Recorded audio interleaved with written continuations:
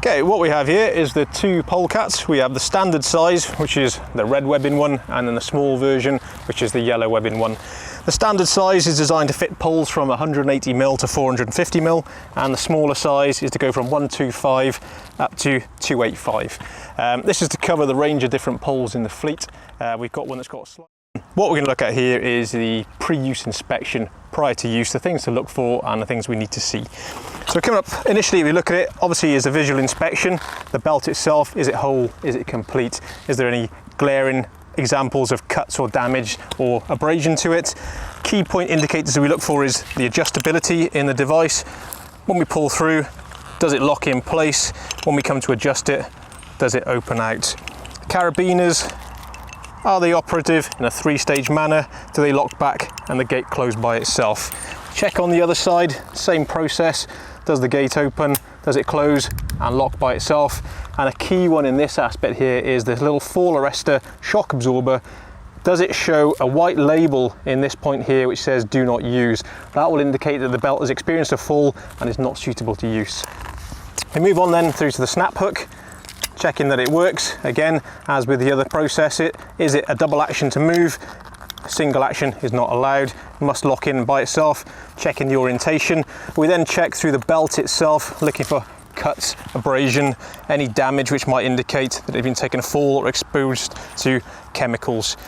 As you can see on here, it does have a little bit of use onto it, so we've got some creosote, and one of the key things to look at is the tread on the grip section to make sure that it's complete. This is very much like the tread of your tyres on your cars, and you need to look through. If you can see, we have a small white stitch pattern based in here. This is where the eye scaff goes, and the stitch runs all the way along the edge of the rubber section on both parts. If your rubber has worn down to that stitch part, that's the point where we recommend you take the belt out of service. Predominantly you'll wear on the top and the bottom of the rubber sections, not the central part. These are the points that are in contact with the pole when you're climbing and when you're descending. So these are your wear points you will get. So don't think that because you've got a great section in the middle that it's fine, but it's almost bald on these sections. These are the points to look for, and those are your main points of wear. While I'm here, we're looking at the adjustment, particularly with the small one, which is labelled SM for small. This belt has LG for large onto it, for the diameters of pole. The adjustment is quite easy. You can just bring the webbing back. I've actually got this tied in place, cinched in place. Pull the adjustment pack. That extends the webbing out fully to meet the choking circle of a pole. For this pole, will be a little bit narrower, and to adjust back in, we tighten it in. Now you will see that this webbing is not attached to the rubber in this section. That allows us to cinch it down very, very small to fit those 125 diameter poles.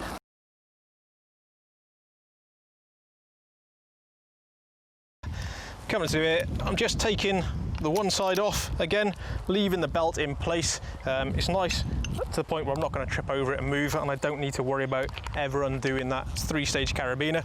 We're just going to pass the belt around the pole like so,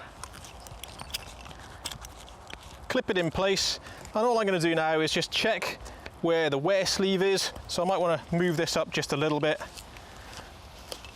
We want to try where possible to sit the rings within the wear sleeve, so the ring that can't be moved and the edge of the snap hook, keeping that here helps protect the lifespan of the rope for just a little bit longer. I'm looking round, I've got a pretty good position here to begin with. I'm looking at roughly about the kind of like 4 o'clock position and about the kind of 8 o'clock position for where the points come into. Now this can be adjusted slightly depending on your preference on where the hips sit on your D-ring. Some people like it to come into more of a taper point, other people like it slightly wider. Now we have dropped it in different orientations and different diameters. It will still bite, it will still collect even when the rings are in contact with each other, but it will drop slightly when we do that. So I'm looking at my position here, feeling pretty comfortable. I can set this a little bit tighter or a little bit looser. To begin with there, I'm looking at it and thinking that's okay. I've got my double checks on, everything's attached, shock absorber is still fine, all the orientation's there. I'll check this into place. What I can do is tuck this out of the way so it's not flapping and loose. And now I have a couple of options when I'm about to climb. I like to have a little bit of a test first, just get myself up to see vibration. So spike in and do it, have a check, quickly flick up, make sure that everything is as it should be, lean back into the belt, making sure that I'm nice and comfortable. That seems to be pretty good. The pressure on my hips is quite nice, not dragging me in too much, so I think it's about ready to go.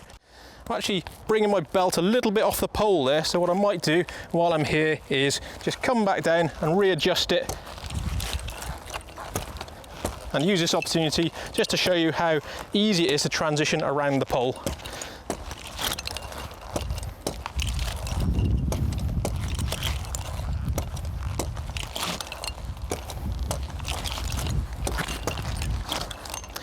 One of the questions I do get asked is, if I'm pulling my handles back, will my thumb bang against the edge of the snap hook?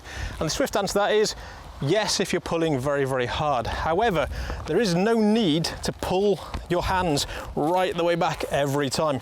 You notice how a nice, easy movement gives you a nice, easy climb. Same with descending.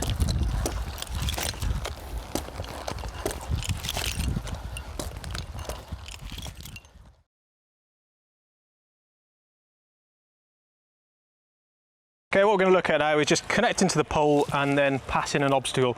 I put this in place to symbolise some furniture on the pole, just to give you an idea of how it can be passed using your secondary and using a work positioning lanyard. We've come up to the obstacle as far as we can.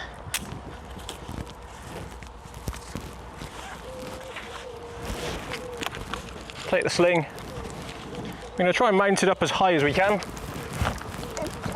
Getting caught on some bits at the back.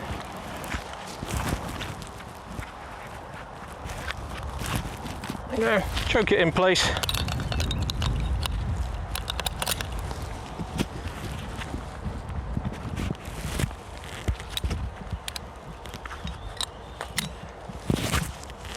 I'll pop that just to one side so I can see what I'm doing. So I can get up to the point here. For this one instance, I'm going to use a positioning lanyard or secondary. This one I just clip above the obstacle, clipping it on top of the polecat, taking the weight in. So now this belt is nice and loose. What I can do at this point then is just feed out some slack, which slackens the belt, and undo it, let the belt fall down, and I pass it back up on the inside of the work positioning lanyard. That stops me from crossing lines over, and I can just put it back in place nice and easily. When it's back into position, take out some of the slack, and I can loosen this belt off, take the weight back into the polecat, and remove the work positioning lanyard. When coming down to an obstacle, we put our secondary in place.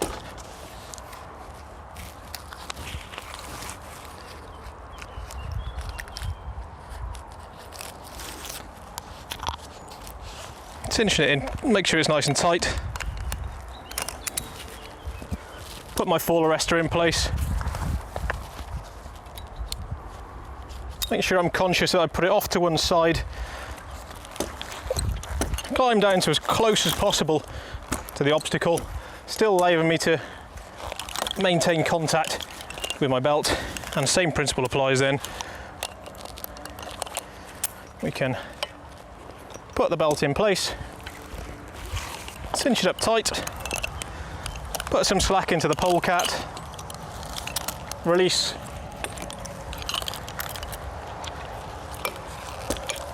spike down, and again in reverse I'm just going to pass this underneath the lanyard so I'm not crossing the line.